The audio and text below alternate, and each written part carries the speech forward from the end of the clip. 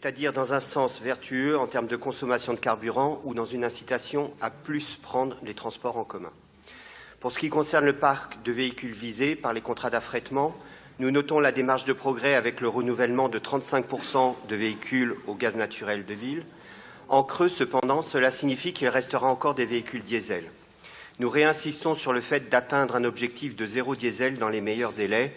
Ces véhicules qui roulent toute la journée ont un impact important sur la qualité de l'air. En ce qui concerne la navette pour l'aéroport, nous saluons l'augmentation de la fréquence de rotation, mais il ne faudrait pas que l'élargissement des horaires encourage les compagnies aériennes à élargir dans le même temps les horaires de mouvement des avions le matin et le soir. Nous pouvons également avoir une interrogation sur le prix de cette navette. Elle vise essentiellement des voyageurs de l'agglomération nantaise, voire de Nantes. Ce prix ne doit pas être dissuasif par rapport à un aller-retour d'amis ou voisins qui feraient la navette bénévolement. Et puis, nous vivons une telle agressivité des compagnies aériennes qu'aujourd'hui, que les premiers prix de voyage intra-européens sont à peine plus chers que le voyage en navette. On marche sur la tête. Évidemment, la Sémitan et Nantes Métropole ne sont pas responsables de la politique agressive tarifaire des low-cost, mais il faut que nous en prenions compte. Nous profitons aussi de cette délibération pour partager quelques interrogations. D'abord, sur la politique tarifaire de Vinci sur l'utilisation des parkings. Le coût pour l'usager des parkings est tel qu'ils ne sont pas totalement remplis, mais que nombre de voyageurs laissent leur voiture dans les rues de Bouguenais ou Rezé, gênant les habitants de ces communes dans leur usage quotidien. Cette politique tarifaire génère une activité économique parallèle. Des habitants alentours offrent des places moyennant finance, places qui se situent sur leur propriété ou pas.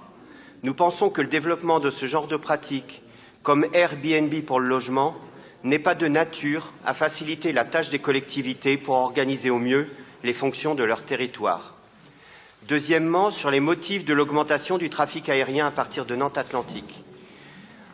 Encore une fois, alors que plus personne n'est à l'abri des conséquences du changement climatique, les politiques tarifaires des compagnies à bas coût font reporter le coût réel du transport aérien sur d'autres citoyens que les voyageurs. C'est inadmissible. Troisièmement, interrogation sur l'urgence de l'activation d'une liaison par rail vers l'aéroport, que ce soit tram ou train, je ne vais pas plus développer ici. Et enfin, quatrièmement, sur la sécurisation des vélos entre le périphérique et la zone d'activité aéroportuaire. Le site génère tout un trafic à l'embauche et à la débauche de salariés et autres visiteurs des entreprises avoisinantes, ainsi que les véhicules de fret.